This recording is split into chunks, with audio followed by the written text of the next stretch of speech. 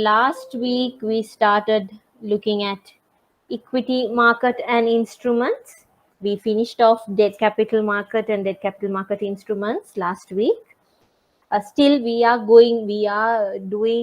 covering that topic through our weekly questions. So last week we had a thorough session including one question on duration, two questions on your valuations continuing, and certain questions on sensitivity in the MCQs.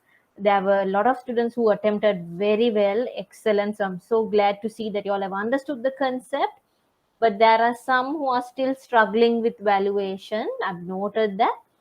So this week, what I was planning to do with you all is we'll go for a full-on MCQ this week. So this week, it won't just be a theoretical MCQ. There'll be certain calculations involved as well. So that will cover the ground across all aspects.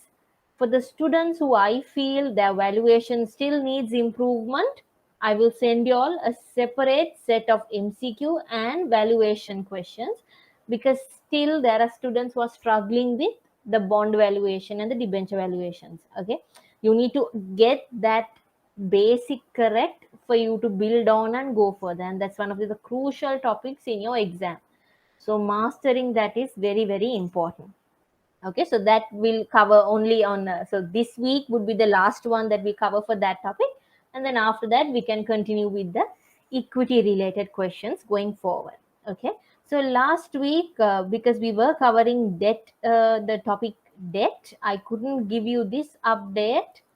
I hope you came across this, where we have another company coming into listing in our Colombo Stock Exchange, EML Consultants. This year we saw several prominent companies coming into listing. We had Jet Holdings, we had Prime Lands coming in, and we had this Empower board is a fairly new board to the Colombo Stock Exchange. Now, right now, when I use the word boards, you might be a bit confused. Don't worry. Once we go through the lesson, you will understand what a board is, how many boards are there in Colombo Stock Exchange, under what board will a company be listed, why do you need such listing, and so on.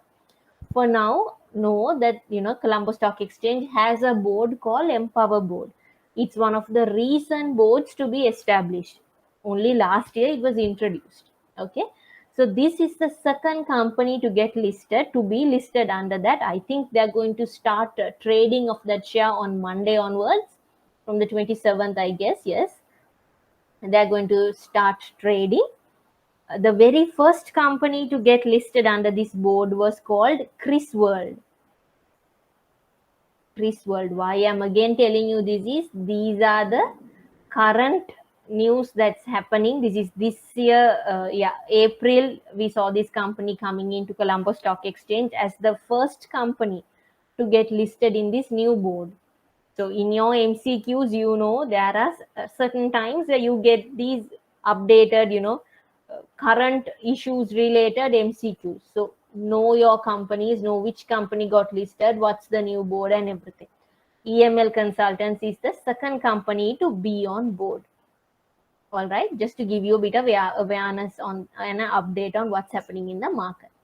So with that, we'll move into the lesson.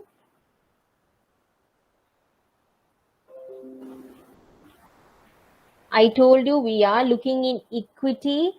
Equity is very, very different from debt. We saw how debt and equity differed. I highlighted to you all that equity as an instrument is a very risky instrument. Why are we calling equity a risky instrument? Because we saw that equity also has two cash flows out of that instrument. We had dividend and we had capital gains. But what was the issue with that instrument? Both the cash flows, we are unable to give a exact quantity, and we are unable to give a exact timing. We don't know the amount of dividend that we will get. We don't know the amount of capital gain with certainty, and we don't know at which particular timing that we would get.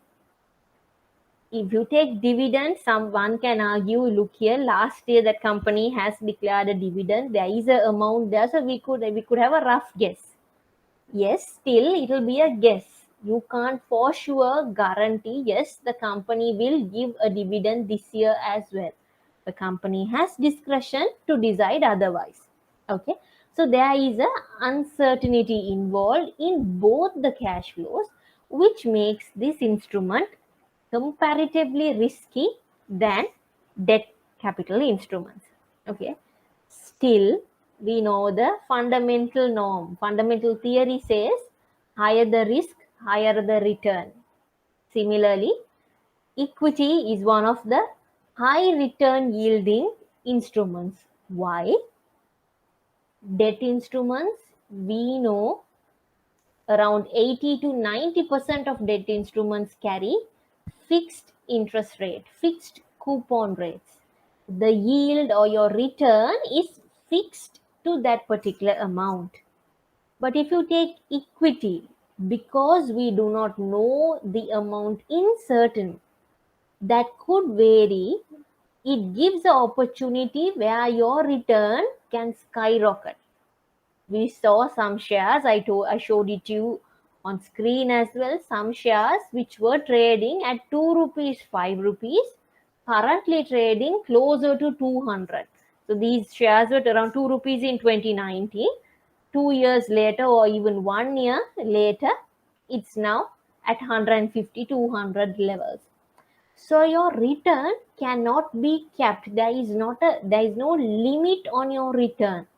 That's one of the positives of equity. But understand, it always comes with a cost.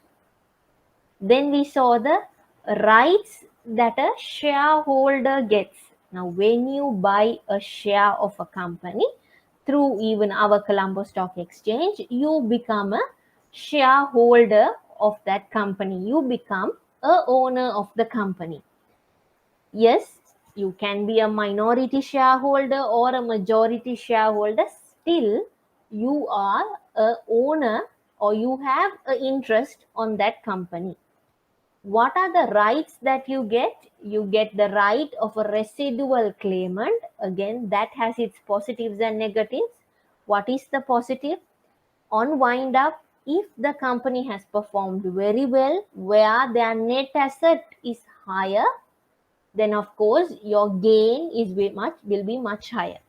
But if the net asset is negative, which means if you use all your assets to settle your debts and still the debts are not over, then the shareholder should take responsibility to bear that loss, where he might even lose out the capital he has invested. Right to vote is another right associated with shares. You have the right to attend the meeting and vote at their decisions. We saw a list of decisions as well.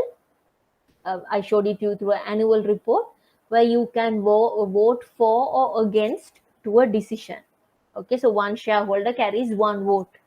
Okay, so depending on where the majority share votes go, the decision will be taken. But again, I reminded you, there are certain shareholders who are not keen on getting involved with the company's operations. Their intentions are to earn a return from the instrument, not to influence the operations. For example, you will have certain foreigners, foreign investors coming into the market who are not so keen because their interest is not to operate the company or to hold the share for a longer period of investment. They would be looking to make a quick gain. So in that scenario, they wouldn't be so keen on this right to vote. Of course, they don't get involved in this annual general meetings and all. So to avoid that, they would be keen on looking at a share which doesn't have a voting right. So such a share is called a non-voting share. Non-voting share is denoted as .X on the shares ticker. Let's go through this.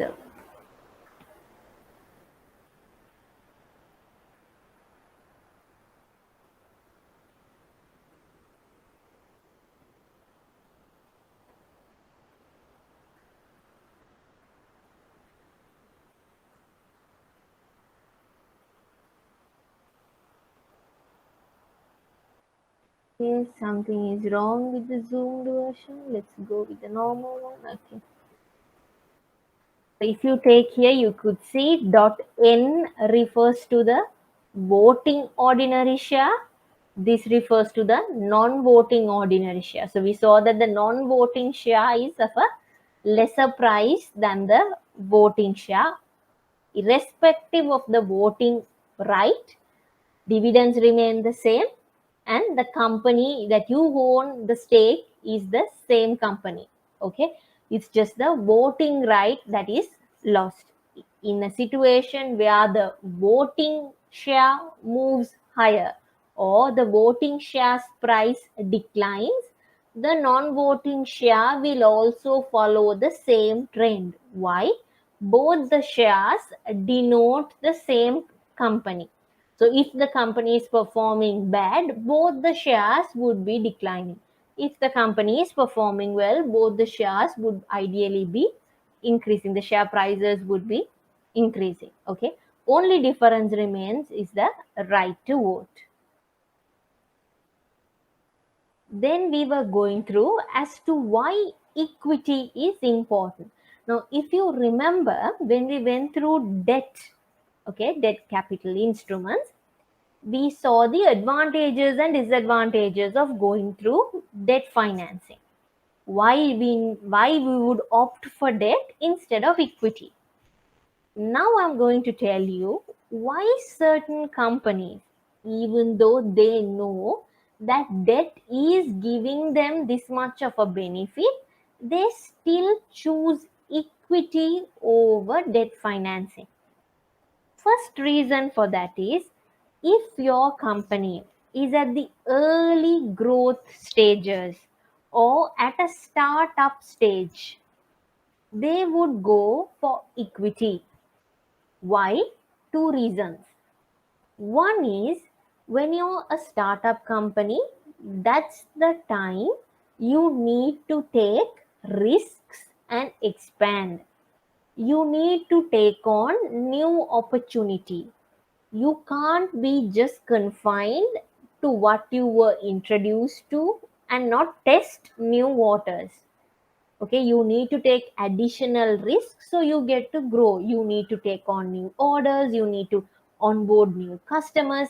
Decisions can go haywire as well. A good customer that you thought was good could turn out to be bad as well. Those are the risks that you take to move your company forward. So at that time, where taking risk is important for you to grow the business, getting debt financing will be a bit restrictive. Why? Because when you take debt financing, I told you, it's like a loan. You have to repay the amount that you got. It's not going to be with you forever, which means the person who's giving you the money will tell you 100 conditions. We had a name for these conditions. We call them covenants. They would tell you, look here, you can't do these things. You can't take further borrowing. You can't declare dividends. If you are going to reinvest, only this amount. Or even if you reinvest, the new projects should have this kind of ROA. They could dictate their terms. Or they would say, look here, you can't make a loss for 2-3 years. They could come in with their conditions. So if such a restrictive environment is available, especially for a startup or a company which is at the early growth stages, it will be a disadvantage. Why? They can't take a free mind decision because they know their boundaries are kept. Equity is a good financing at that point. Why? Because they will help you to take that additional risk. As a shareholder, what's your intention? You want shareholder meaning as you become the owner of the company, correct? Then you take an interest on that company.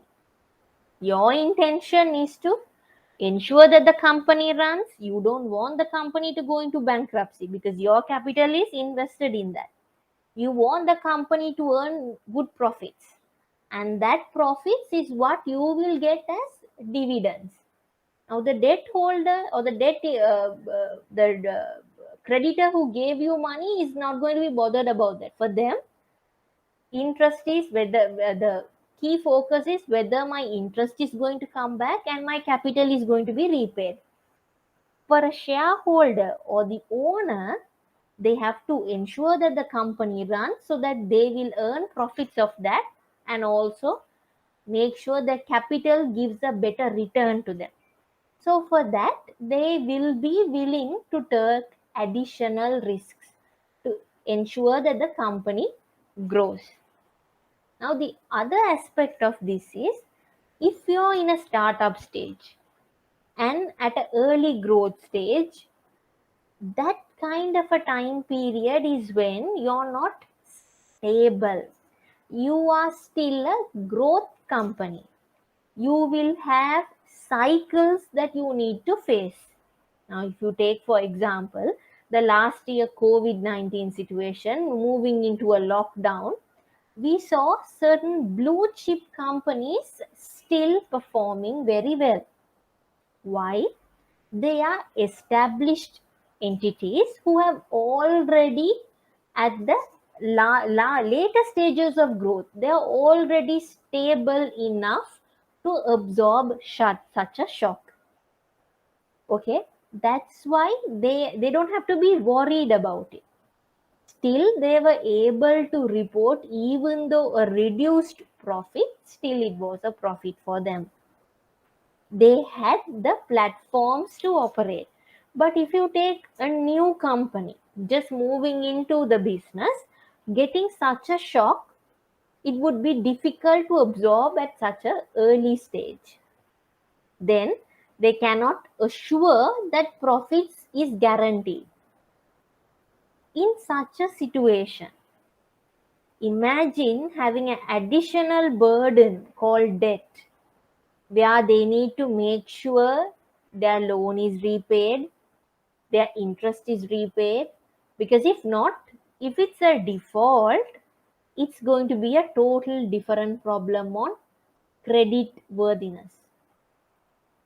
So, not to add such a burden on an early growth company, usual owners or shareholders of such companies opt for equity options. Why? In equity, you can convince your shareholders, look here, we are still growing. We cannot take money out of the company or profit out of the company as dividends. So we will be reinvesting 100% into the business itself so it grows. Capital doesn't have to be repaid. So in that situation, the company will not have a burden on having a huge cash outflow. So due to these reasons, equity is very, very important as a financing method for you to have that growth catalyst, for you to move from that beginning stage to a more stabilized position. To accelerate the growth, you would need equity. Okay, that's the main importance of these instruments. Now, these are the theoretical differences between equity and debt. These you already know. Obviously, if you go for an equity option, you are diluting your ownership. If imagine I have a company and I want to raise more equity, I need more capital, but I don't have money. So I would ask one of my friends to join into the company. So when they join in to the company as a co-owner, can I still say, look here, I just took you in for money. You can't take any decisions. No, you all both become co-owner. So both decisions have to be mutual. The capital that you invest, the control is also divided between the two. But if you go for a debt option, no issue as such. You still remain the owner and the responsibility and the control remains with you, but you will have a creditor to the business. As an equity holder, yes, you have the ability to vote and influence company decisions, but remember, it is for voting shares. Debt holders, no, they don't have the right to vote and influence, yet they can influence through governance. On liquidation, what happens? Equity or shareholders are the residual claimants. So you will be the last to receive whatever that's remaining. Debt holders get the first preference, but first preference after settling the staff dues and any regulatory dues. Okay, remember that they become the first after paying the statutory commitments. What are the statutory commitments? Law says you have to pay the legal charges and the regulatory outstandings if you have, and the employee salary arrears that if you have. After settling those, first preference goes to the debt holders. Okay. What about your payback on investment? The capital that you invest as a shareholder, it is not committed to be repaid. Now understand here, there is no any commitment to repay. When you come in as a shareholder, you do not agree with the company, look here, end of 6 years, I am going to take the money back. There is no commitment to repay. Company is not bound to repay. But as a debt holder, company, for a debt holder, company can't do that. Why? They have that obligation or liability to honor that repayment. Why? They promised when they were taking the loan, look here, I am taking this debt instrument, or I am issuing this debt instrument for this much of a specific period. So after that, you have to settle it unless it's a convertible debt. So on conversion, yes, you can avoid the commitment to repay, but again, decision remains with the debt holder. The debt holder should decide whether to convert it into shares or not. If they decide no, they need to get their capital out, then the company is liable, bound to pay the money. Okay. What about dividends and profit sharing? Dividend and profit sharing goes to equity holders. But remember, there is no any commitment or no any what was it, guarantee that the dividend is paid, or amount wise guarantee is also not given. You don't know when it will be paid, you don't know how much it will be paid, but you are entitled. You can get dividends, which is part of the company's profits. Debt holders, no, there's nothing called dividend or profit sharing for them. It is interest. Irrespective of whether the company is making a profit or loss, their interest has to be paid. What about tax? We saw that when we were discussing debt as well. Dividend is an expense to the company because they are giving out their profit share out without reinvesting in the company, but that is not tax deductible. It's not a tax deductible item. But interest paid on company loan is tax deductible. Why? It's not a profit share. That's the sole reason. On a tax angle, why they give a tax concession on the interest payment is it's not a profit sharing. You have borrowed money to run the business, and therefore you are committed to pay the interest. It's a expense that you have to honor. Hence, they love to deduct that expense when they are calculating the taxable profit. But if you take dividends, and if the tax authority say no, we are allowing you to deduct dividends also when you're calculating taxable profit, the man would they would declare 100% as dividends. Why? Then nothing remains for tax authorities to tax. Hence why dividends are not tax deductible.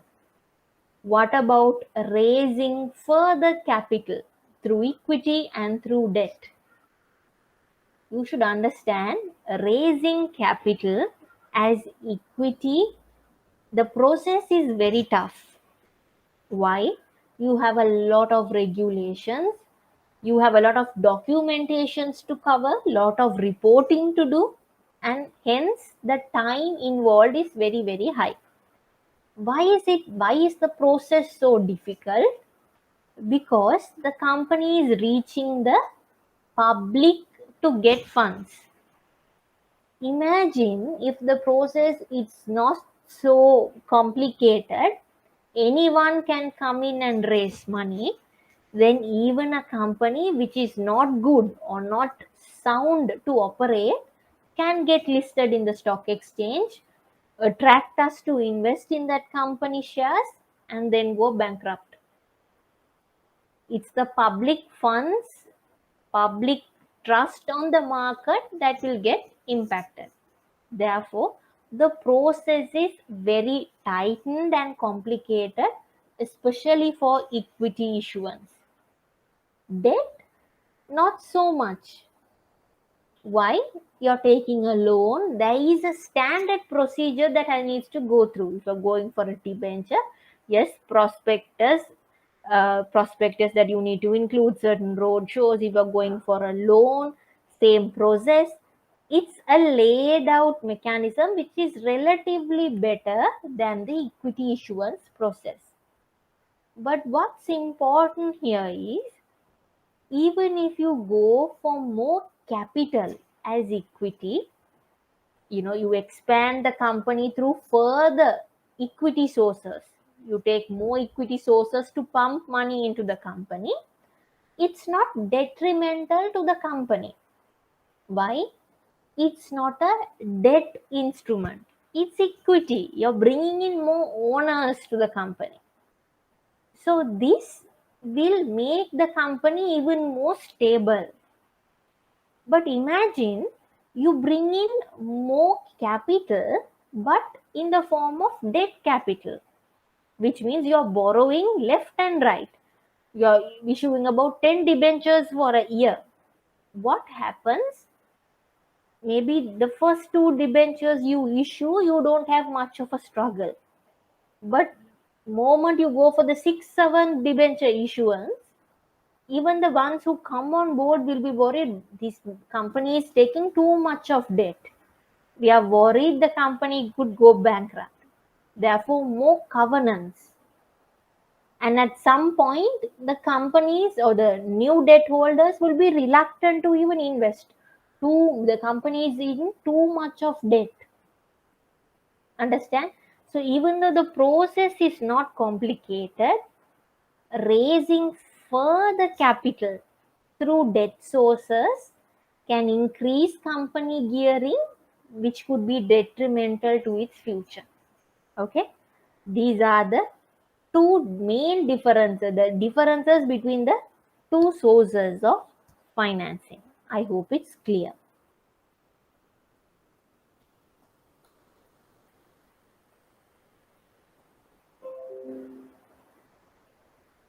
Before we move to the type of instruments, so here we would have the type of equity instruments that you see in a market. All right, before we go to that, I just want to make two terms very clear to you. Okay, when we talk about equity, now still we are in what is equity. We still didn't go to what's called the share market or the stock market. We still didn't go to the market. We are still in what is this source of financing and what are the instruments that you can use to get this source of financing. Okay, so in here you need to know two terms, make it a bit more clear in your mind. There is one term called stated capital and one term called market capitalization. What you need to understand is both these are different. They do not mean the same. First, you need to get that into your mind. Both these are two different concepts. But both of them can relate to one particular company. Let's see how it works. Now, if you go to the Colombo Stock Exchange, let's take one of the simplest companies.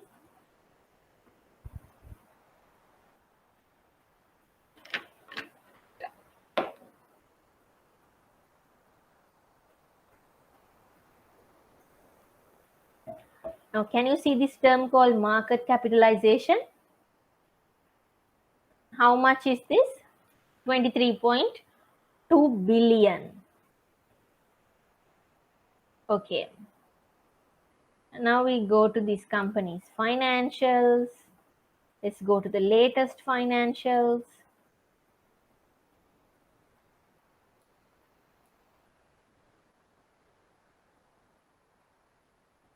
Here, what is this? Stated capital. Now, the stated capital says 9 billion. These two amounts are different, but these two amounts relate to the same company. Am I correct? Both of them of the same company. So if someone asks what's the stated capital of this particular company, 9 billion. What is the market capitalization of this particular company? 23.2 billion. What's the difference? Stated capital is the face value or the par value of the shares of this particular company. What is market capitalization is, this is the market value of this particular company. For example, 23.2 billion means if you have 23.2 billion today, you could buy this company's ownership, you could buy 100% ownership of this particular company. This is you acquiring the company based on the market valuation. But what does this 9 billion says? This is the, in theory, face value of this equity. Now you will be wondering, oh my god, this company is overvalued. No, it doesn't mean that. Here, why is the market value of this company very high? Because the market perceives, look here, this company has a greater future. This company has a much earning potential. So even though par value is this, stated capital says this is the par value, look at the retained earnings of this company. This company is worth more. Hence, this market capitalization gives you the market aspect of this company. What value does the market perceives on this particular company? Stated capital gives you just the face value of the share. Now that stated capital value does not vary unless the company goes for a new share issuance or they recall the shares they issued. Until they do that, the stated capital doesn't vary depending on how the market price changes. Now you can see here on Friday when the market closed, market price was 23.2. Day before, now here you could see within a day 10 cents has increased. So on Thursday it would have been 23.1. Just because that fluctuated, stated capital doesn't fluctuate. Okay, why? The number of shares issued remains the same.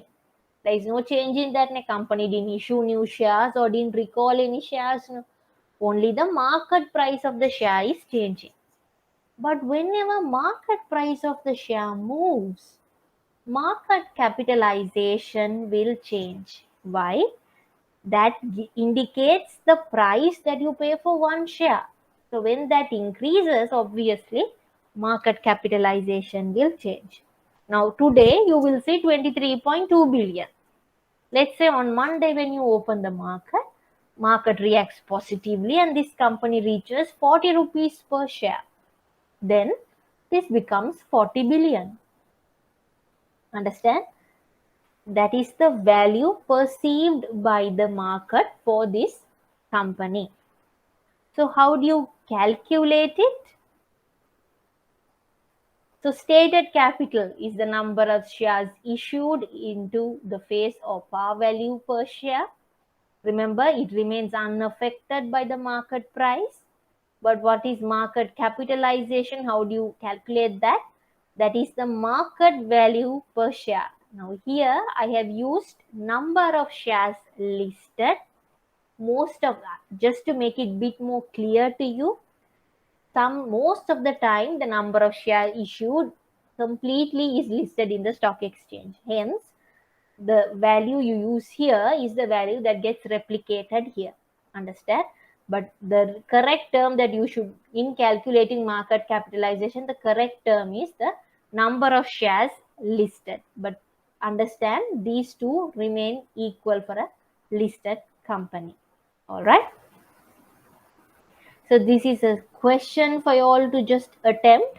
A company has 2 million shares listed in stock exchange. Now this 2 million shares meaning I'm referring to the number of shares, not a price or not a value, just number of shares. Okay. The value or par value of the share is 15 rupees.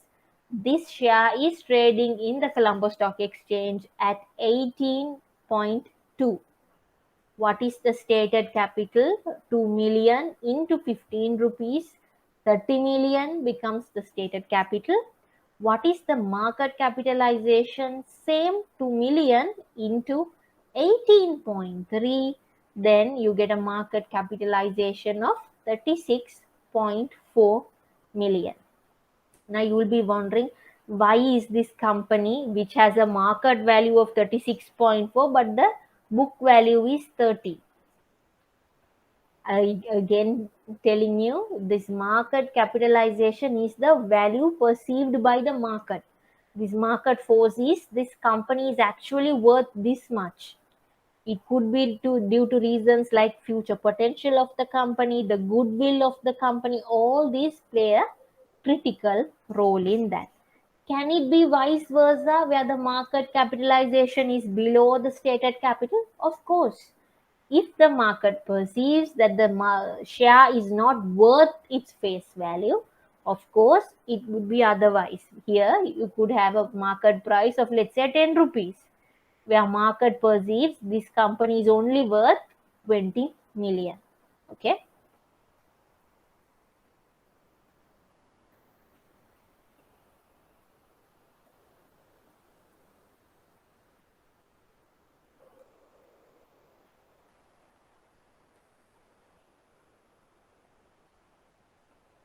We have a few new names today. Good. So now we are moving into equity instruments. What are the types of equity instruments that you can see in our current context? So I'm going to start moving from one of the most conventional equity instruments to one of the most contemporary instruments. What do you mean by conventional? The old and share equity instruments that we had, to the most modern and modified instruments that we have in the market at the moment. Okay. Now these instruments are not entirely available in Sri Lanka, but on a global scale, yes. So what is the most conventional type of equity instrument that you see in a market? Ordinary shares. Ordinary shares is the default type that you will see in a company. This is one of the most common types that you see. Buying an ordinary share, you get the ownership interest on that company. Okay, you become the owner. So you have the right on the future income generated by the company and to receive dividends of this company. The word is right to receive. It's not an obligation that the company has to pay, but the shareholder has the right to receive that. All right. But what is critical here is the dividend paid to ordinary shareholders are not a fixed dividend. For example, it doesn't say every year 2% of the profit. No, there is no fixed dividend yield as such. It varies. And the ordinary shareholders are the residual claimants. Hence, they will receive the available net assets after all assets of the company are used to settle all debts of the company on wind up. So if the net asset is at a positive position, of course shareholders will benefit. If it's a negative, then the shareholders should be able and willing to face the loss. It is this ordinary shares which could have the voting right and which not. Okay, it could go either way, voting and non-voting. Next we have something called preference shares. Now preference shares is like a hybrid instrument. Why is it hybrid? What do you mean by the word hybrid? You see characteristics of two instruments in one particular instrument. Remember Sukuk bond? In Sukuk bond, I told you, even though it's a bond, it had characteristics of equity. Just like that here, even though this is an equity instrument, you see certain characteristics of debt. Why was this included? Why was this introduced? Now, what is the conventional instrument? Ordinary share. We saw ordinary share didn't have a fixed dividend. You are the residual claimant. A lot of disadvantages. To attract certain shareholders, what did they do? This kind of an instrument was introduced. This is a equity instrument from a legal point of view and from a tax point of view. Okay, so if you buy a preference shareholder, yes, you become a shareholder of the company, but there are certain differences. What is that? A preference shareholder has a constant dividend payment. There is a fixed dividend amount for them. Now this dividend amount remains fairly stable. Another aspect is they don't have voting rights. Unless, let's say, the company fails to pay that promised dividend, then yes, they get involved. Other than that, they don't have a voting right. Thirdly, what you see is the preference shareholders are not residual claimants. They are not the very last to get what is left. They are one before the last. For example, that means not like the ordinary share, but just before settling for ordinary shareholders, you have to settle the preference shareholders. After you settle preference shareholders only, what remains goes to ordinary shareholders. So they are not the very residual claimant, but they are just one before. Their priority is over the ordinary shareholders. Now, can you see there are certain benefits that the preference shareholder gets? They get a constant dividend, which is a bit more like debt. The return is certain. The dividend doesn't change. It's a promise. So amount and timing is also certain. They don't have voting right like the debt holders. And like debt holders who are not residual claimant and their preference is before the ordinary shareholders, a similar characteristic is seen for preference shares. Hence, why preference shares are called hybrid instrument. You see both characteristics of equity and debt in this instrument. Now you will be wondering, what is the equity characteristic that you see here? Equity characteristic that you see here is, yes, they are not the residual claimant. Preference shareholder is not the very last to receive, but they still remain behind the debt holders. For example, let's say a company has ordinary shares, preference shares, and has issued a debenture. Okay, so let's say I'm the ordinary shareholder, one of you is the preference shareholder, another one is the debenture holder. Or when the company is winding down, let's say company has 1,000 net assets, 1,000 total assets, and their liability for debenture is 600. Okay, they have salary arrears of 300. So what would they first do? Use the 1,000, settle the 300 salary arrears and the legal charges, whatnot. Then the balance 700, there is balance 700, right? That balance 700 is for who? For debenture, for preference, and for ordinary. Who is the first to receive? Debt holder. The debenture holder will first get his claim. Why? They are a debt holder, they are creditors. They are not the owners to bear the loss. Hence, he will first take out the 600. What's left is 100. Now, can you see, even though you are a preference shareholder, even though you have a priority over the ordinary, still you are not over a debt holder. Why? You're still an owner. You're not a creditor.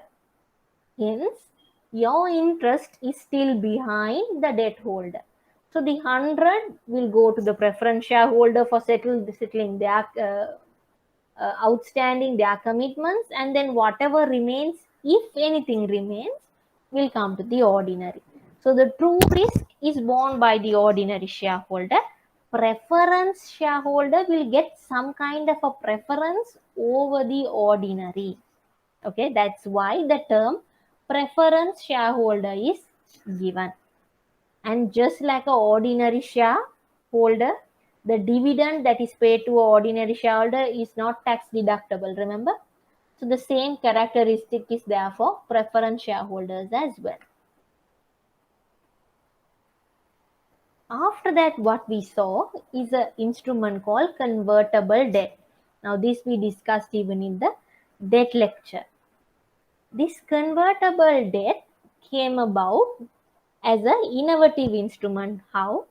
Because throughout the life of the instrument remains as a debt or a bond type, or a you could say a debt instrument. It is on maturity that the holder has the option to convert it to shares or to exit as a debt holder itself, or to get the capital out.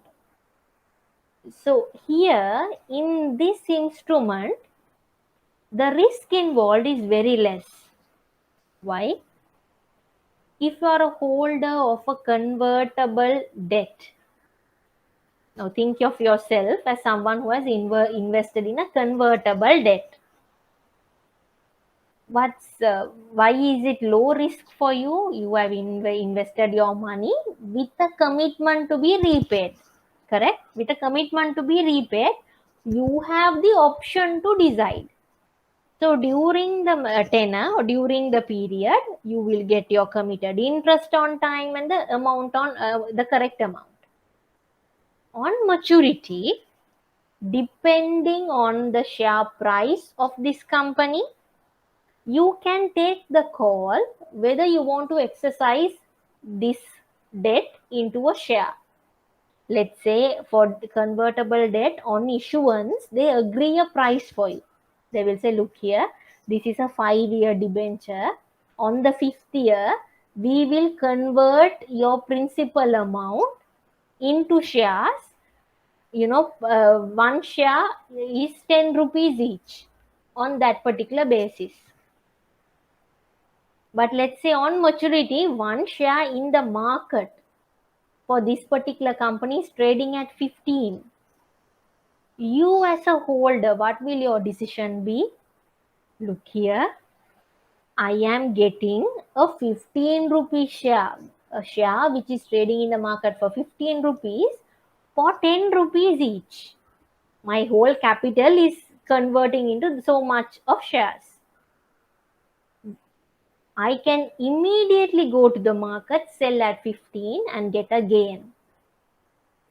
Let's say the market price is not so attractive. Let's say market price has now declined to 5 rupees.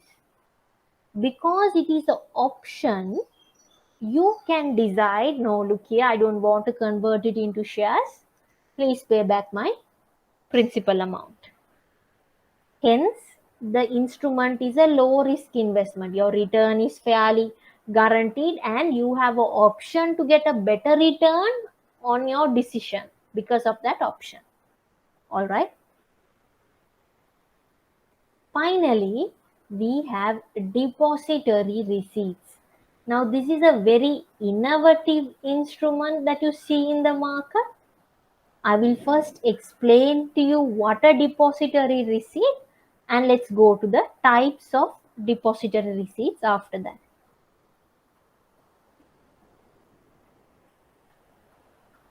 Okay.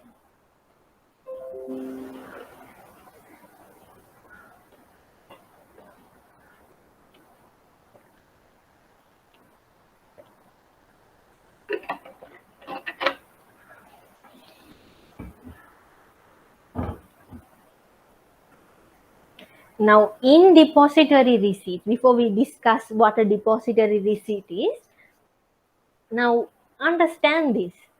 You have a company in Sri Lanka. You are issuing shares in Sri Lanka. So when you issue shares and you get new shareholders, the money they pay you is going to be in rupees. All right. Obviously, when they buy the shares, they will invest in rupees to you. Now, if a foreign shareholder comes, if a foreigner wants to invest in, let's say, your company, which is in Sri Lanka, your shares are issued in this particular market. So when the foreigner comes to invest here, they have to convert their dollars into rupees and make the investment. Okay. Now for you, that means, yes, you have a wider range of investors. You have certain foreigners on board as well. But there are certain issues. You don't have a international visibility. The investor has to be interested for you to come into our market and invest. You have lost the ability, or you don't have that opportunity to attract investment in foreign currency. Now imagine, rather than getting it in rupees, if you have got it in dollars, much more valuable for you. Okay. You don't have ability to go into global markets. Why? Your instrument is issued in Sri Lanka. For the investor, what's the issue? Now, investor should be willing and able to convert their forex into rupee. They need to be willing to take that risk. Why? They need to convert their forex into rupees, make the investment, and he should be smart enough to ensure that he gets a better gain, that even though on conversion it doesn't become a loss. Now, for example, he brings dollars, convert it into rupees and invest. Okay. But let's say you get a very good capital gain in Sri Lanka. Then you sell the shares, and moment he converts that into dollars, let's say the exchange rate is not so good and he loses money. What's the point? Because he can't use rupees in his country, correct? He would need to take it in dollars. So the gain he got in rupees, he might not be able to convert it into dollars. That is one. Second is, he would have the issue of having, he has to now manage a separate portfolio in a separate currency, which is difficult in administration. Other point is, in making such investments, their country can certainly have regulations. Look here, you're taking our country money out. Now, for example, can you take forex here when you move out to make an investment in foreign currency terms, converting rupee into forex? Our government or our country has certain restrictions, correct? Just like that, their country can have certain restrictions. Look here, this is the maximum that you can invest abroad, and so forth. So because there are limitations for both the parties. What are the limitations? Let's sum it up. Investor has a difficulty to invest in abroad markets due to difficulty in administrating, due to having regulatory limitations and exchange rate conversion problems. But for the business which is in the other market, they are keen on moving to the global platform. But their shares are now listed in the local market. So they are wondering, how can I go to the global platform? So to meet these two's requirement, to meet their needs, a new instrument called depository receipt was introduced. Now let's see how it works. For example, you have a Sri Lankan company here. Now that particular company is listed in Colombo Stock Exchange. Their shares are in Sri Lanka, issued in Sri Lanka and listed in Colombo Stock Exchange. You have a group of foreign investors. Can you see that thinking in dollars? So they have dollars in their pockets and they are looking to make some good investments. And they know that this particular Sri Lankan company has good growth potential. But the issue remains. The Sri Lankan company has already issued shares in the local market. They are keen on attracting these foreign investors but facing issues. Foreign investors, what is the issue they have? Conversion problem, administrating issues, and certain regulatory limitations and problems. Now, how can you match these two parties? For the investor, the problem is three problems, remember? One is they have to convert their investment. So if the investment is in dollars, they are fine, they're happy with that. Second issue was issue in administering their portfolio. Why? It's a different currency portfolio that they need to monitor. So again, if it remains in their own dollar terms, in their own market, administering the portfolio becomes fairly simple. Next, in limitations in investing abroad. How can you solve that? If the investment is made in their own market, there is no such limitation. So how can you solve their issues if their investment is in dollars and the investment is made in their own country? So what they could do is they would hire a overseas depository bank. Now, when I use the term overseas, I'm talking in respect of a Sri Lankan company. For the investor, it's a domestic bank. Now, assume these investors are in London, they will choose a bank in London.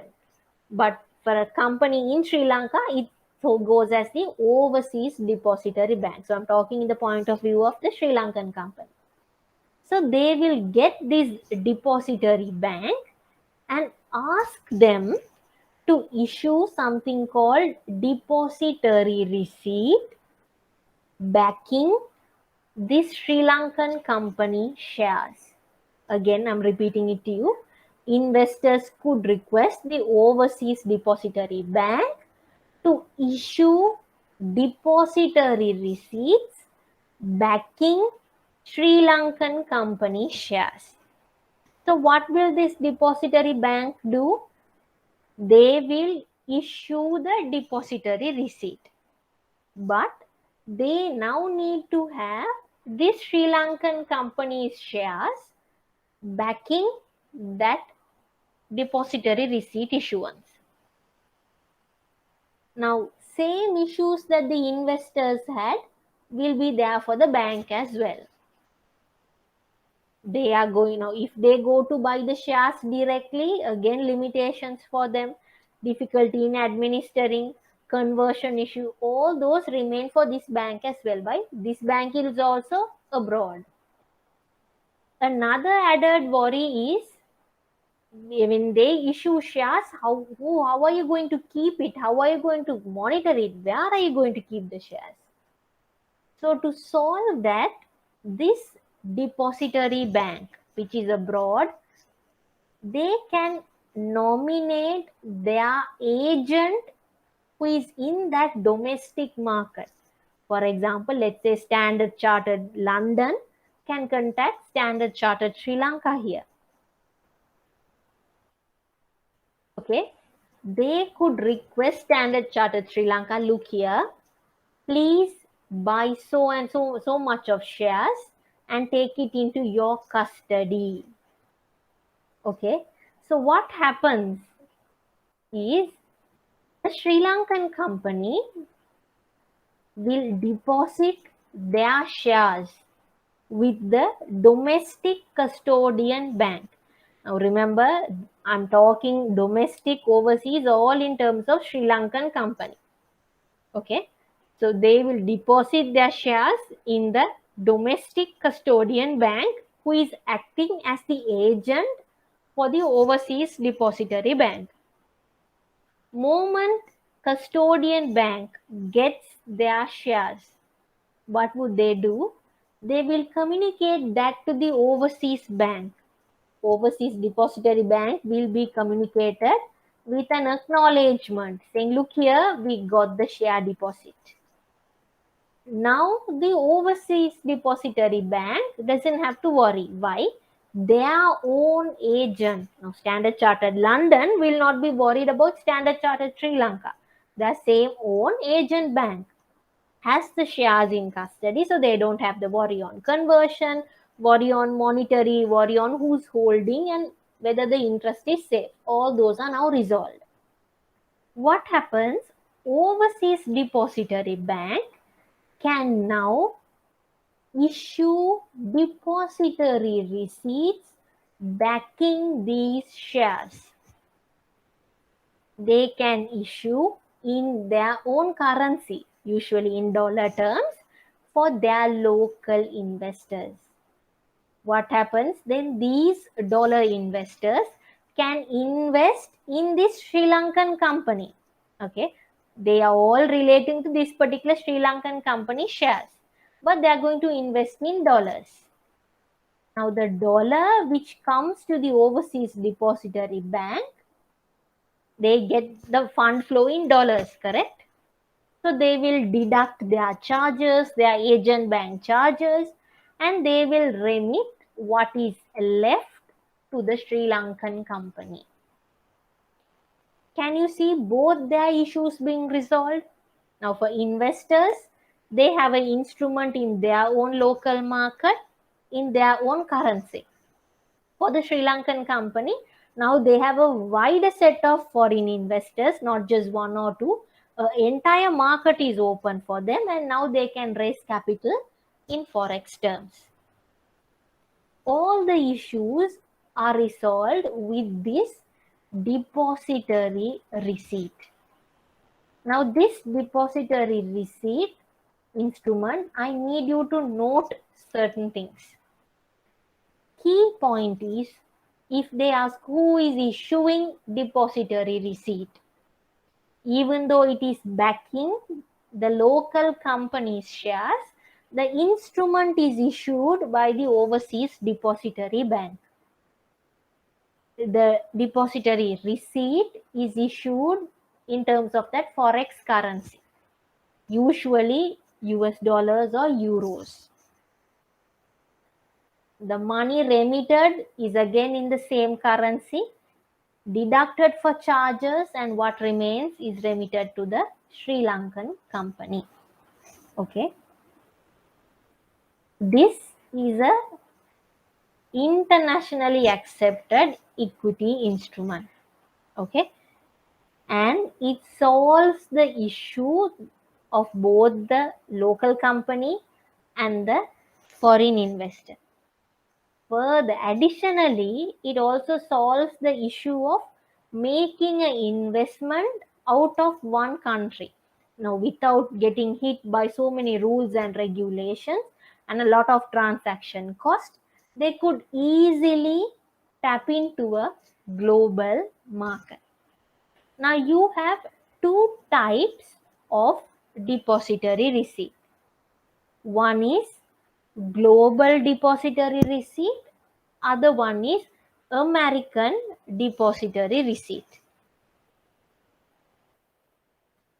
Just like what the name tells you, very easy for you to note. American depository receipts are issued in America, United States of America. Global depository receipts are issued in countries other than America. It has a wider global coverage than ADR. GDR, Global Depository Receipts, are issued to any market outside the American market. This is also called as the International Depository Receipt. Okay. GDR can be denominated in dollar on euro or euro, but ADRs are always denominated in US dollars. The global coverage, the geographical coverage is much more wider for GDR. ADR is limited to the American market. Now remember, the instruments are issued in those particular markets. Hence, they are governed by that particular market norms and regulations. They are subject to the, if you take ADR specifically, it's easy to relate. GDR is a much more global instrument. ADR is subject to the American trading regulations, traded by the US stockbrokers according to their trading hours. So it becomes a American instrument.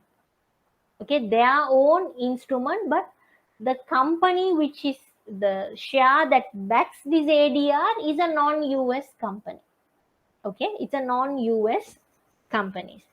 What's essentially the currency in which the depositor receipt is issued is the currency in which the dividends are issued as well. So if it's in euros, dividend comes in euros. If it's in dollars, dividend comes in dollars. But what is more wider in coverage is GDR. Remember that. Now, do we have any local companies who have depository receipts? Yes.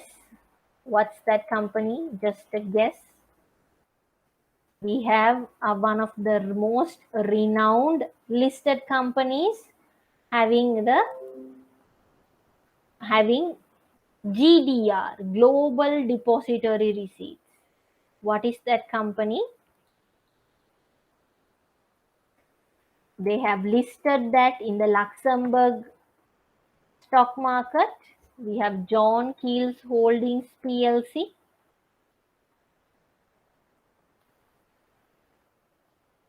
Can you see? This is their GDR issued in dollars. So fairly the movement is very much in line with our local John Keel shares. The movement remains the same, but it's priced in dollars. They have issued it in 1944.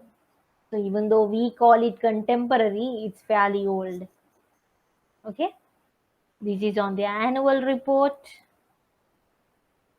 They are one of the first entities to issue a depository receipt in a Sri Lankan company to issue a depository receipt.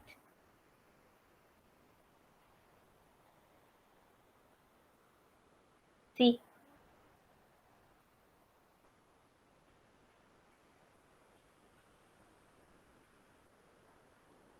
so going through their annual report, you should get more information on their GDRs.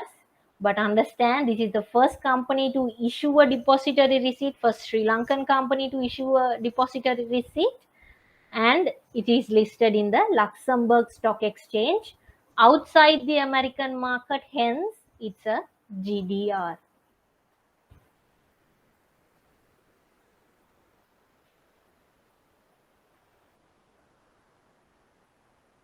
So with that, Now we are moving into stock market. Now we saw what equity is, we saw what are the equity instruments we could see in a market, and now we are moving to the market itself, stock market.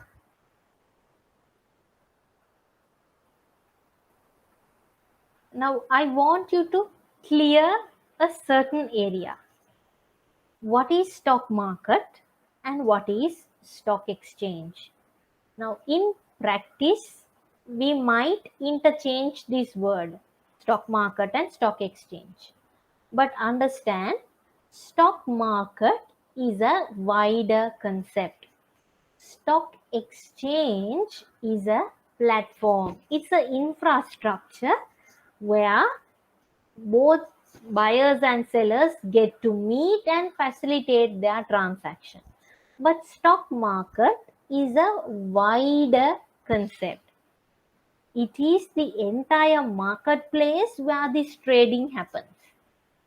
Exchange is a platform or a centralized location. Hence, stock exchange becomes a part of the stock market. So, you can have several stock exchanges for a stock market. If you take the share market in US, they could have several stock exchanges. But understand that even though practically they try to infer as the same, exchange is a component of the stock market. Why do you need stock exchanges? Again, stock exchange is important to facilitate transactions, to ensure that the buyers and sellers are available for securities, which means they give you liquidity and marketability. Again, because they give a platform for this transaction where buyers and sellers could meet, pricing for a security becomes very easy. This platform is one of the secure platforms. So, safety of transaction is also ensured through stock exchanges. Stock exchange is a very important leading indicator of economic growth. Why am I saying leading indicator? If a stock exchange performs well, they use it as an indication that the company's growth, future growth, is to be picked up. For example, why would a stock exchange perform well? Let's say in the stock exchange, there are about, let's say, let's assume 20 companies are listed. 15 of those companies are reporting excellent profits, which means future potential of that company is improving. You attract a lot of investors to that stock exchange. Hence, that indicates more investment coming in, more profitability of companies, meaning more availability of resources, more GDP, more output.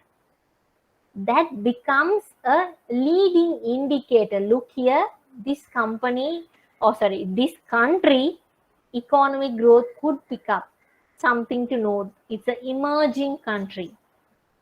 But remember, for that leading indicator to happen, the improvement in the exchange has to be generic or has to be untempered. There are certain situations where stock exchanges are manipulated. On such a level, it doesn't act as an indicator. Informational efficiency to investors. The stock exchange provides not only a platform to do your transaction, but it is a platform which provides various and variety of information to the public simultaneously and equally. The dissemination happens equally across all investors. And stock exchange provides a safer scope for speculation. What is speculation? you anticipate something is what you call speculation. For example, you expect or you forecast that future electronic prices will move even further. It's your speculation. Okay. In stock exchange, how speculation works is you expect a company to perform well. You expect the company to perform well. Now I can have a totally different opinion, but you expect it performs well. Then you will buy more of that company. So based on your speculation is how your transaction in the exchange will go. Now, can the exchange say, no, look here, you're speculating. No, we can't do the market. We can't do this. No. The exchange provides you that scope for speculation. It's a controlled and monitored activity. Speculation in a normal generic market is not encouraged. Why? Speculation can lead to certain market anomalies. Best example is if all of a sudden you have shortages going. Remember when the ship crashed, Express Pearl, all of a sudden we saw salt stocks moving out. It was a sudden market speculation. Some were holding on to stocks anticipating price to move out. Those are not encouraged. Why it gets into black market, shortages in the market and whatnot. But in stock exchange, it is encouraged. Why? It is controlled, it is monitored. So giving a scope for speculation happens in stock exchange, where the speculation is allowed for even legally. But control mechanism is it is monitored by the regulator.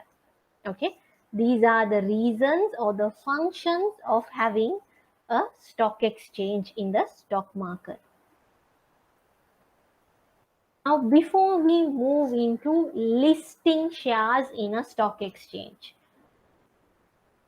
just tell me what are your ideas or what is your knowledge of share market or stock exchange. What is your view of that? What is your understanding of that? If anyone wants to tell, just your view, because some students it's fairly a new market for them. I don't want you to confuse yourself with the debt market.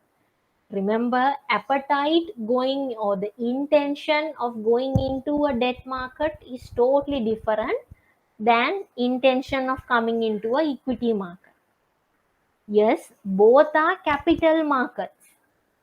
You are trying to satisfy a long term need, but only a risk taking investor who's able to bear such a risk would move on to the equity market. Debt market, I told you, comparatively risk is lesser due to that market being a fixed income market. Here it's different. So before we move into how the shares get listed and the types, I just want to iron out certain misunderstandings that you could have. Now, in the stock exchange, if you want, just tell me about your understanding of the market. So, this is the website of our Colombo Stock Exchange. Every day, now you have several companies being listed here, okay? Let's take a different company. Let's say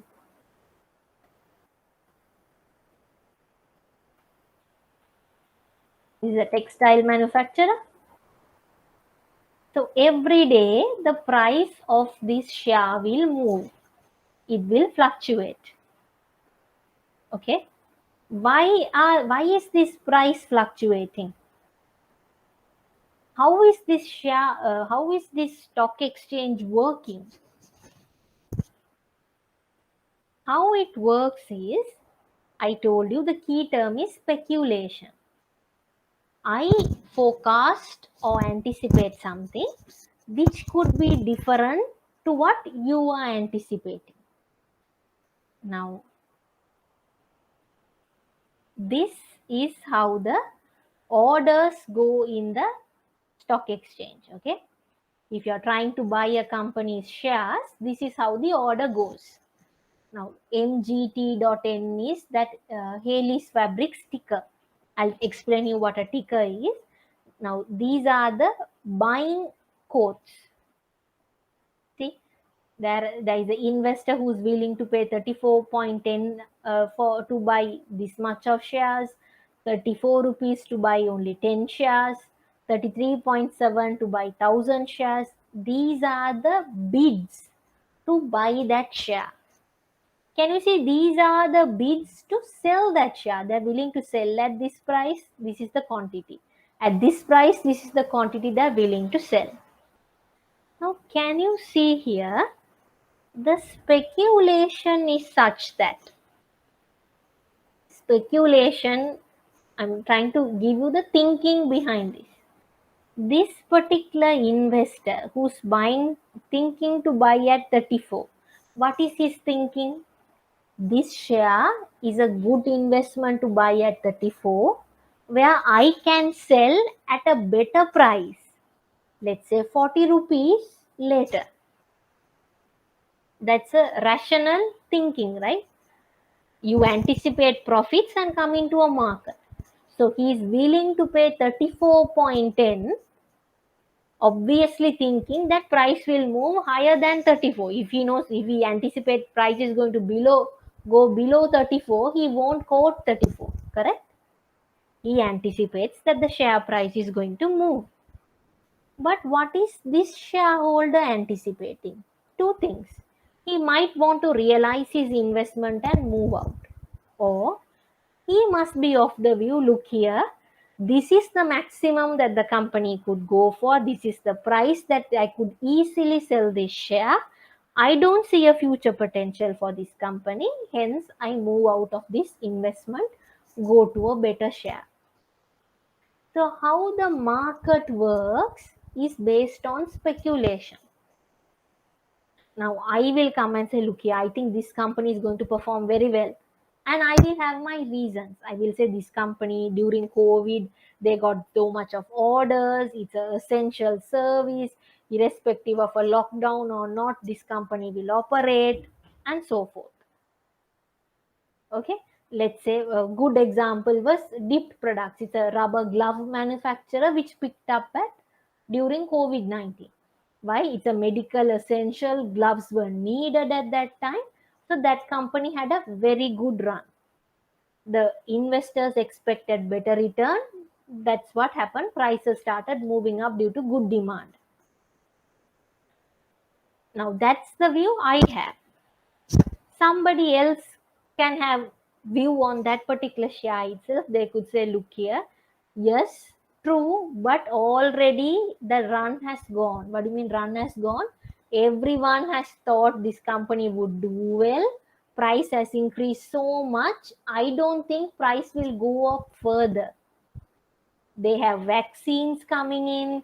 COVID could be curtailed and market would come back to normalcy. Hence, I don't think this share would move any further. That's another view. Another example, let's take hotels.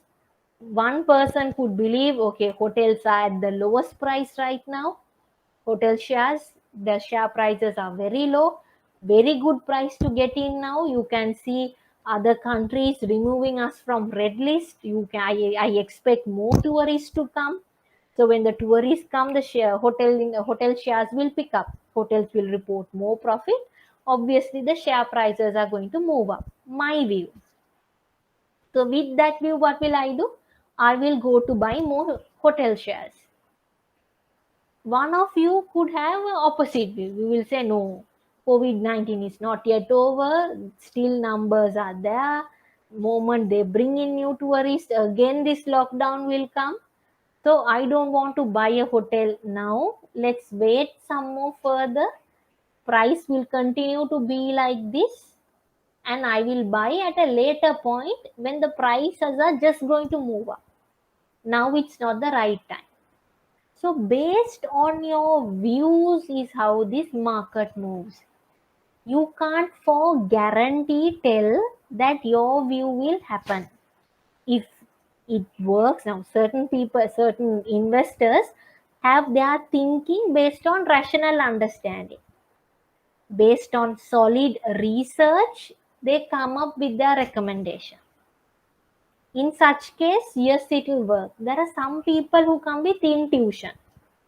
Some people who come with panic. Now, if you take the very first COVID wave during 2020 May, our Colombo Stock Exchange suffered the worst crash. Why? That was a unexpected uncertainty. The first lockdown, everybody thought, okay, this is it. Market is going to close. We need to take all our investment out. Almost all shares suffered a crash. Why? Everybody's view was the same. There were more people who were on the selling side than on the buying side. Let's take on a good day. Think about the day where war ended for Sri Lanka. We had the most highest peak on that particular time. Why? More people were on the buying side. They anticipated better future for Sri Lanka. They expected better performance. Hence, there were more people with the buying demand than the selling demand, which made the market move up.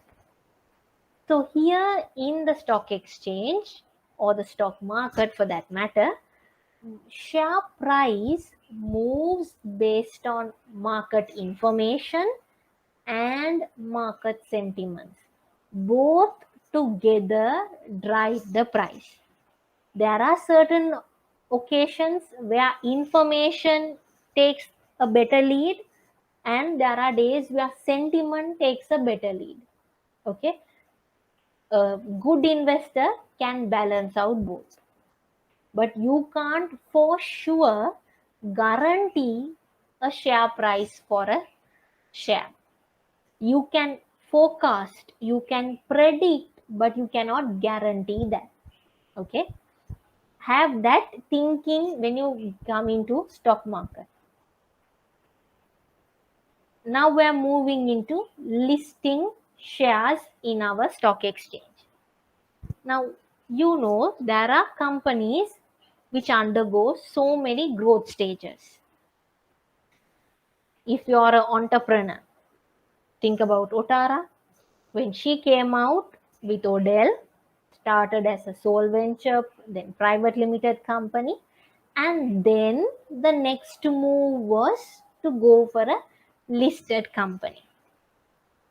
When does this move for the listed company happens? Now think about yourself. You start, let's say, a garment institution.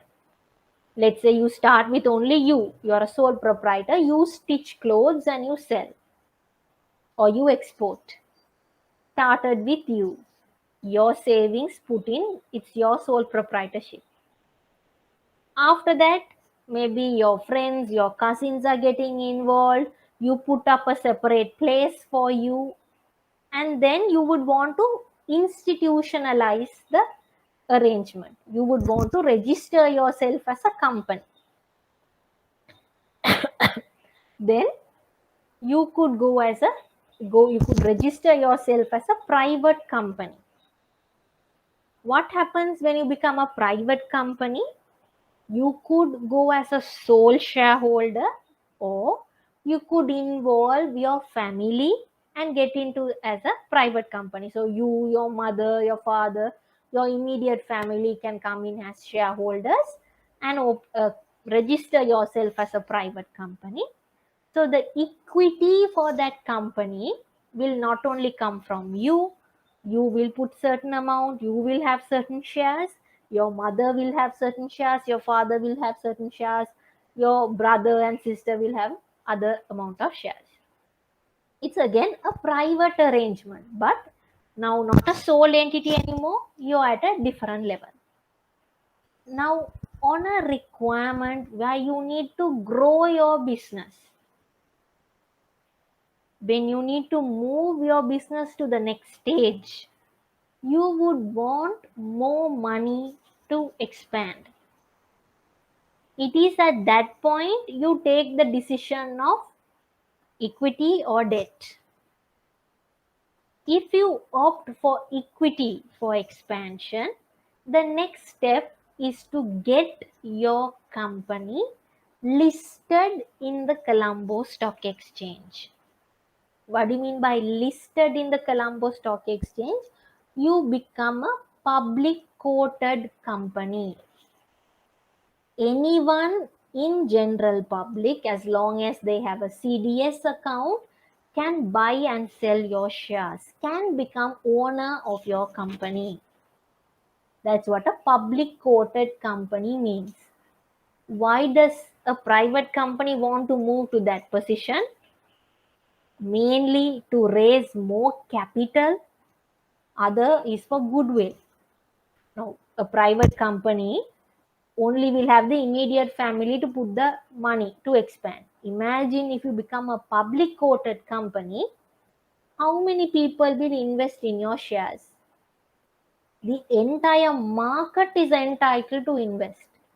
The amount of money that you will raise as capital is huge, which is important as a growth catalyst. Understand? Hence, you would want to list. The term here is listing. Listing meaning you become a public quoted share. So only listed shares. Can you see this term here called listed entities?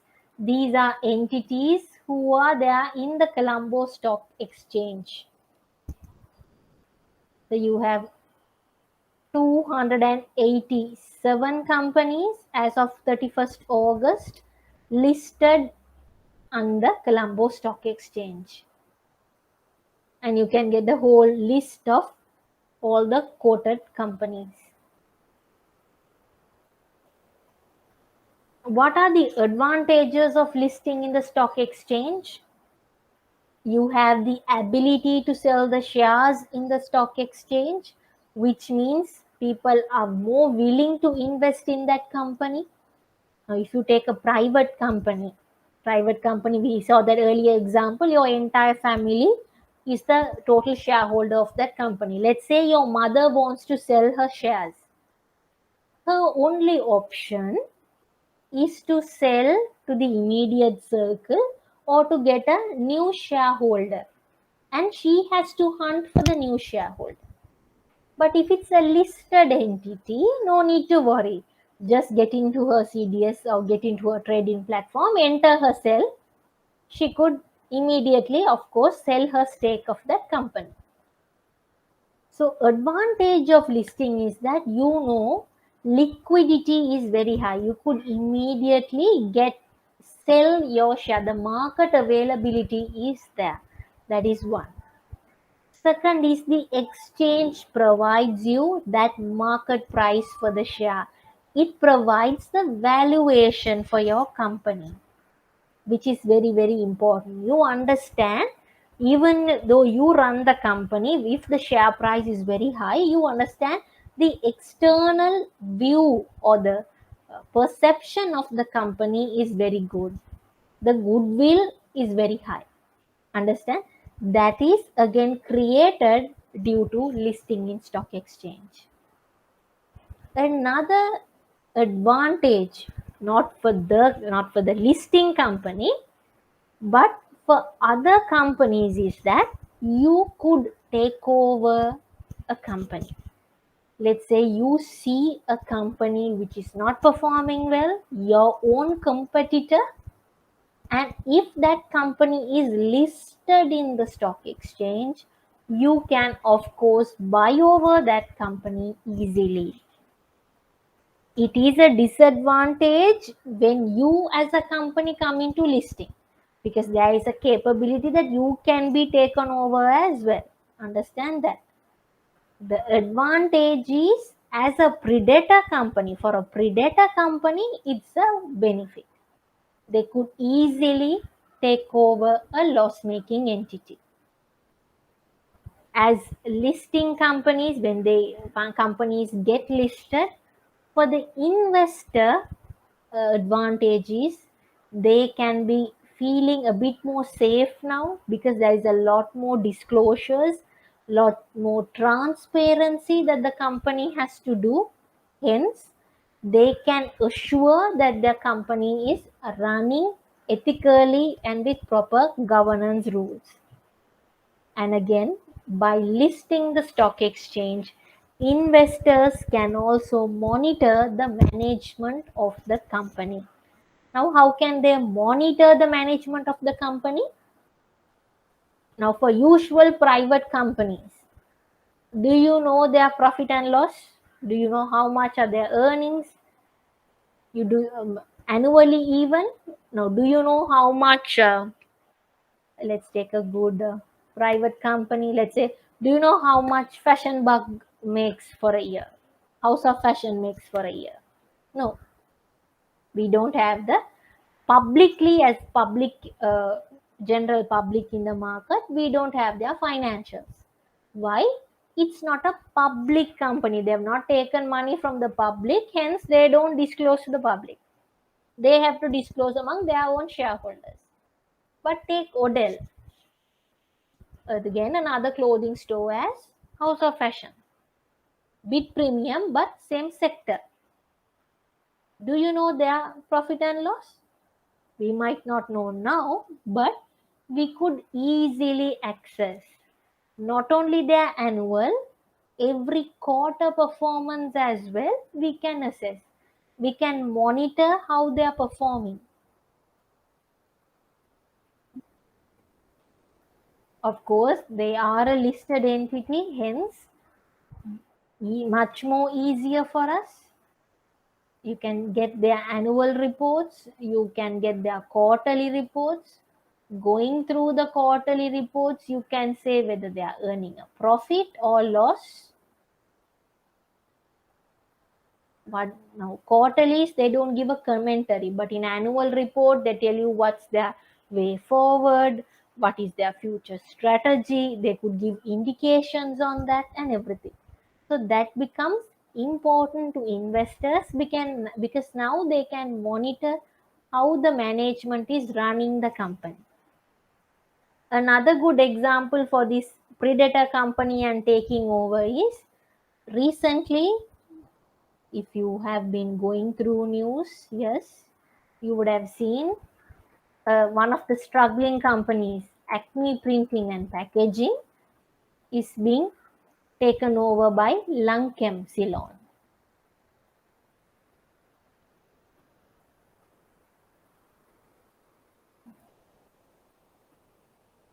So they take over, they buy shares slowly and accumulate a significant stake.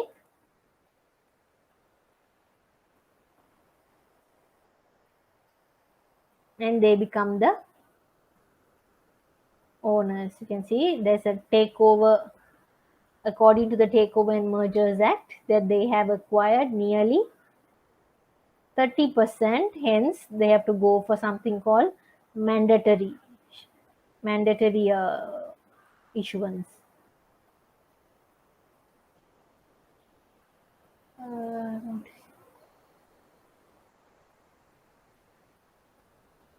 see?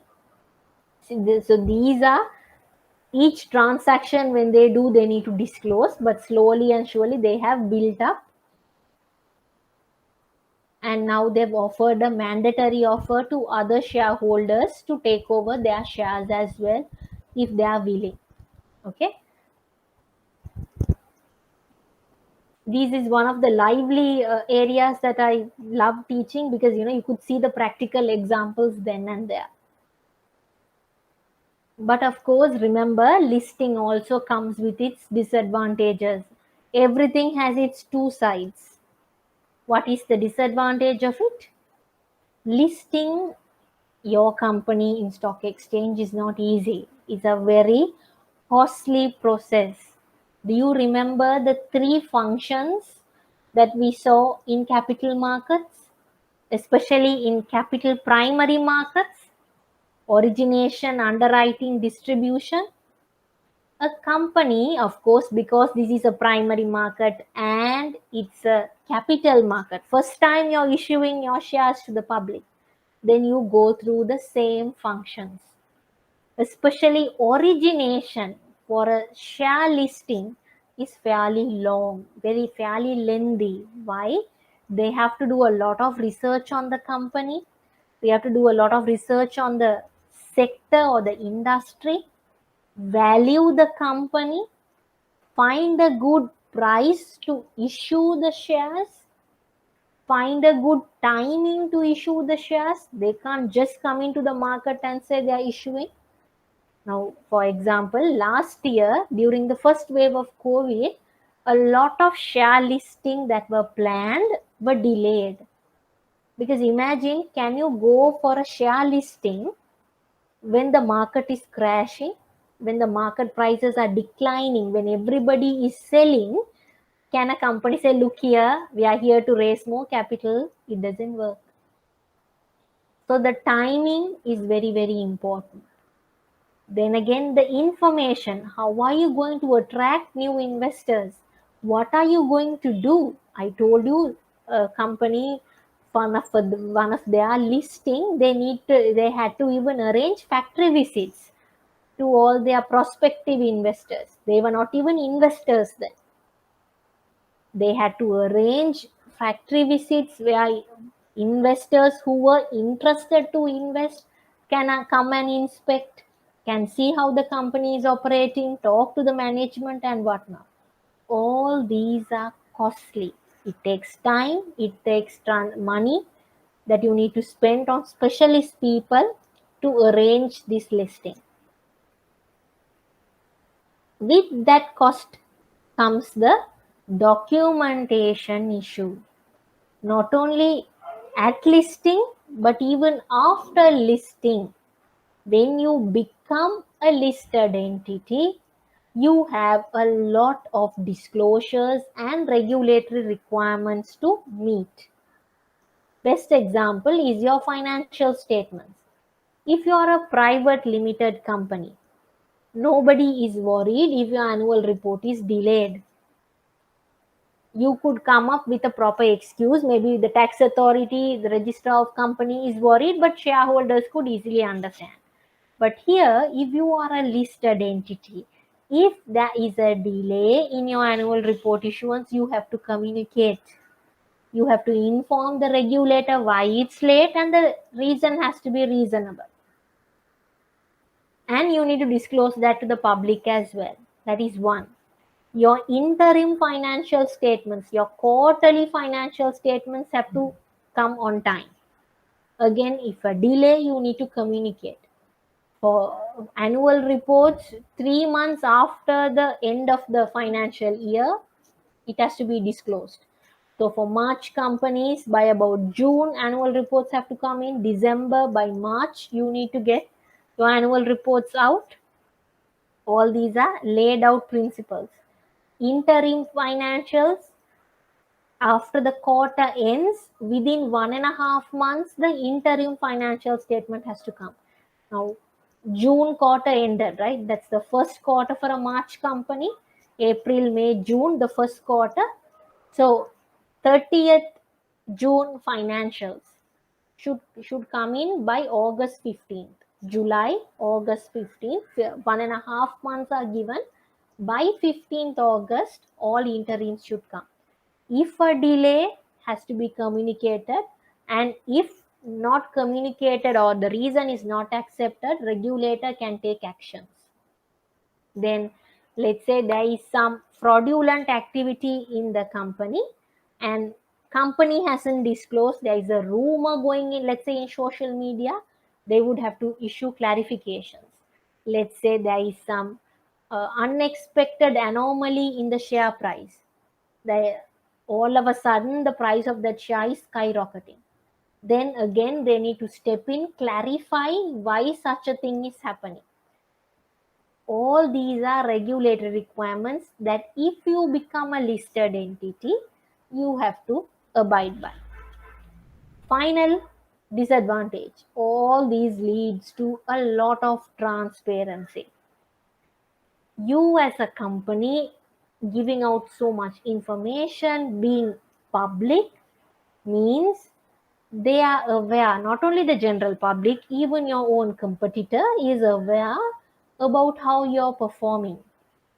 For example, whether you're struggling, whether you're thriving, what you did to thrive, what you did to lose. All those are publicly available and transparent. Why? You need to communicate to your own shareholders. Of course, that becomes public. So these are the disadvantages relating to listing. So if a company wants to come in or become a listed entity, of course, they need to weigh the pros and cons.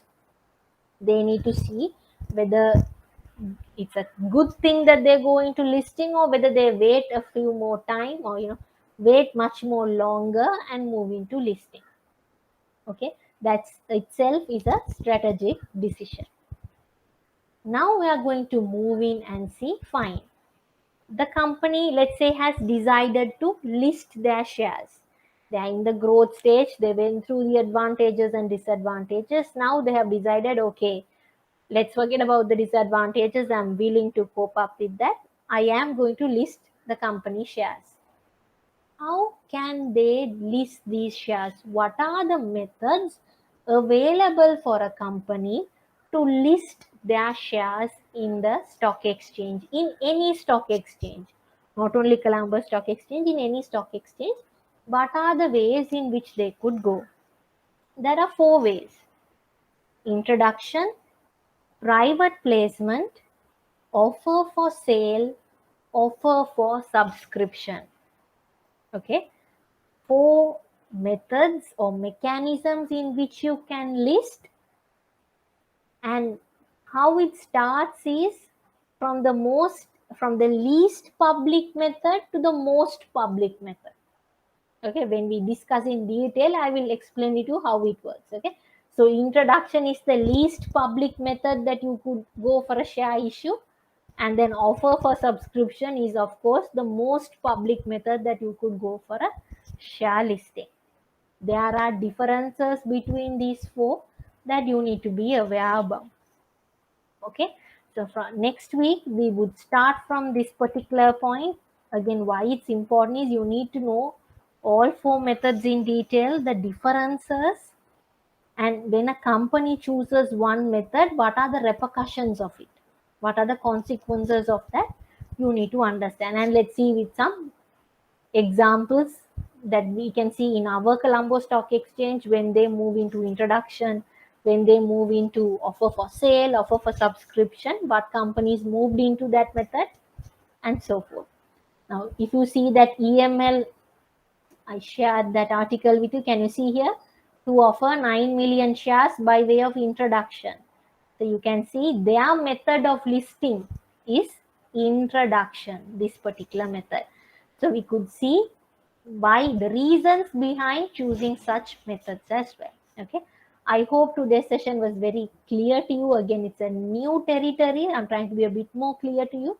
And just a final reminder by the institute, they informed me that you all have the evaluation sheets on your classroom tab. I'm not particularly sure how your login portals work. In the classroom section, you will have an evaluation form.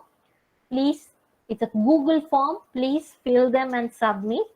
It's a very good feedback for us, for the institute, to know your understanding behind the service that they offer, so that of course we could take improvements. All right, so please, after the class, log into that classroom section, fill out the Google form. That's the least you could do for us, and enter your feedback. Again, tomorrow I will have the weekly sessions, weekly questions going out. I informed it you beginning of the class. So this week we would be moving to a more MCQ based session again, The topic will be debt capital. Just a final, before we finish off debt, I need to ensure that all of you all are clear on that particular area. Most of you all are, but just to ensure that the groundwork is so well. For students who I felt their valuations were not up to standards, I will be sending out certain additional valuations questions as well. If you all have not shared your email address with mine, please drop an email to this particular email address that I'm sharing. I will include you into that weekly email. All right. Thank you so much for listening. Stay safe, study.